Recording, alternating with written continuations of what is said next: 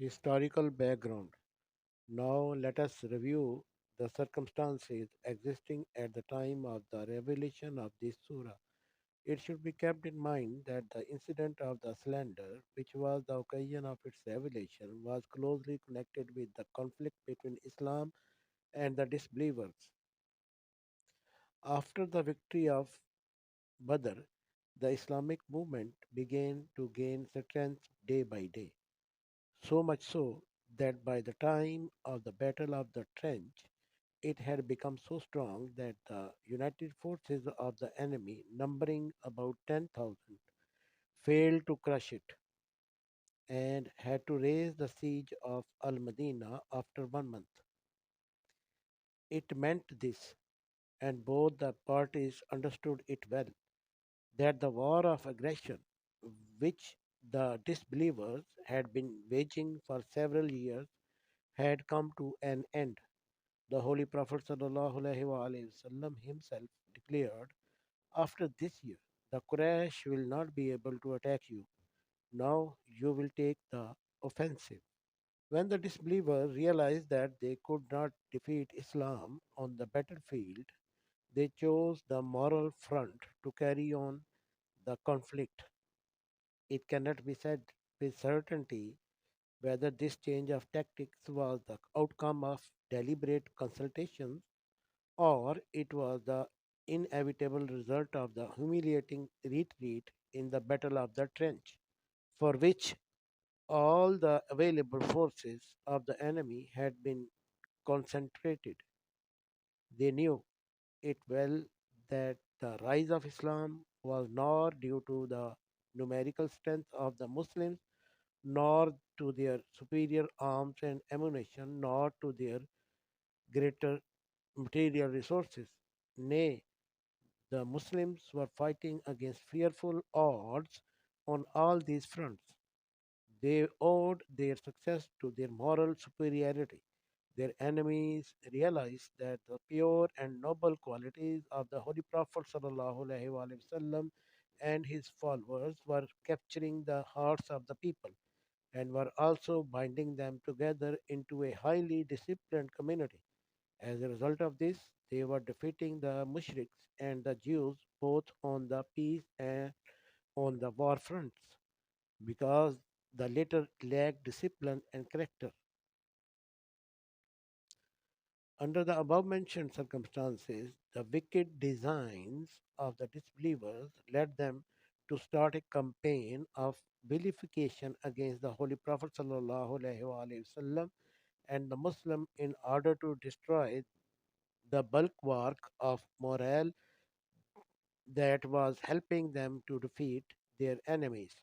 Therefore, the strategy was to attain the assistance of the hypocrites to spread slanders against the Holy Prophet ﷺ and his followers, so that the mushriks and the Jews could exploit these to sow the seeds of discord among the Muslims and undermine their discipline. The first opportunity for the use of the new strategy was afforded in Zilqad 5 Hijri, when the Holy Prophet ﷺ married Hazrat Zainab radiallahu anha, who was the divorced wife of his adopted son Zaid bin Haris radiallahu anhu.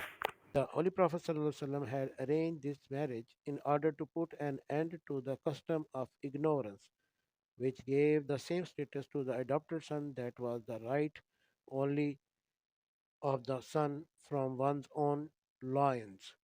The hypocrites, however, considered it a golden opportunity to vilify the Holy Prophet ﷺ from inside the community, and the Jews and the mushriks exploited it from outside to ruin his high reputation by this malicious slander.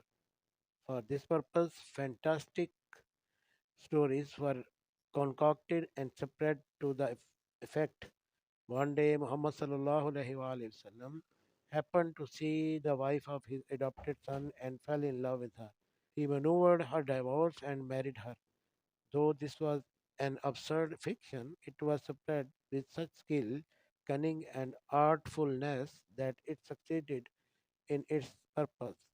So much so that some Muslim traditionalists and commentators also have cited some parts of it in their writings, and the Orientalists have exploited these fully to vilify the Holy Prophet Sallallahu.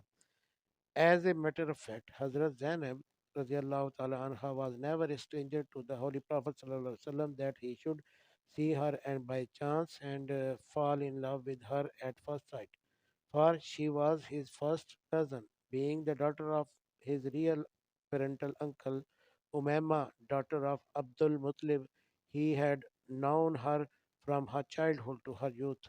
A year before this incident, he himself had persuaded her to marry Hazrat Zaid in order to demonstrate practically that the Quraysh and the liberated slaves were equal as human beings. As she never reconciled herself to her marriage with a liberated slave, they could not pull on together for long, which inevitably led to her divorce. The above mentioned facts were well known to all, yet the slanderers succeeded in their false propaganda, with the result that even today there are people who exploit these things to defame Islam. Incident of second slander. The second slander was made on the honor of Hazrat Aisha radiallahu ta'ala anha, a wife of the Holy Prophet Sallallahu alaihi wasallam, in connection with an incident which occurred while he was returning from the campaign against Bani al-Mustalik. As this attack was even severer than the first one and was the main background of this surah, we shall deal with it in greater detail. Let us say a few words about Abdullah bin Ubay, who played the part of a villain in this attack. He belonged to the clan of Hazraj and was one of the most important chiefs of Al Madinah. The people had even intended to make him their king in a little before the Holy Prophet Sallallahu alaihi Wasallam's migration there, but the scheme had to be dropped because of the changed circumstances. Though he had embraced Islam, he remained at heart a hypocrite, and his hypocrisy was so manifest that he was called the chief of the hypocrites. He never lost any opportunity to slander Islam in order to take his revenge.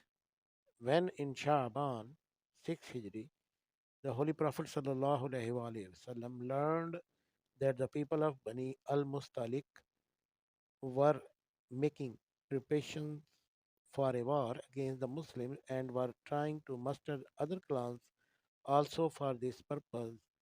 He forestalled and took the enemy by surprise.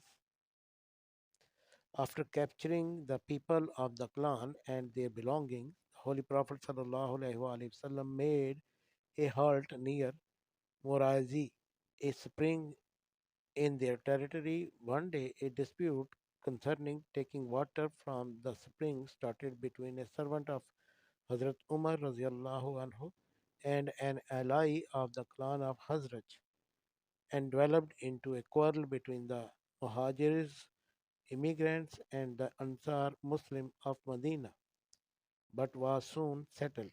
This, however, did not suit the strategy of Abdullah bin Ubay, who also had joined the expedition with a large number of hypocrites. So he began to incite the Ansar, saying, "You yourself brought these people of the Quraysh from Makkah and made them partners in your wealth and property. And now they have become your rivals and want domination over you. If even now you withdraw your support from them, they shall be forced to leave your city." Then he swore and declared, "As soon as we reach back Al Madinah, the respectable people will turn out the degraded people from the city." When the Holy Prophet ﷺ came to know of this, he ordered the people to set off immediately and march back to Al Madinah. The forced march continued up to the noon next day. without a halt on the way, so that the people became exhausted and had no time for idle talk.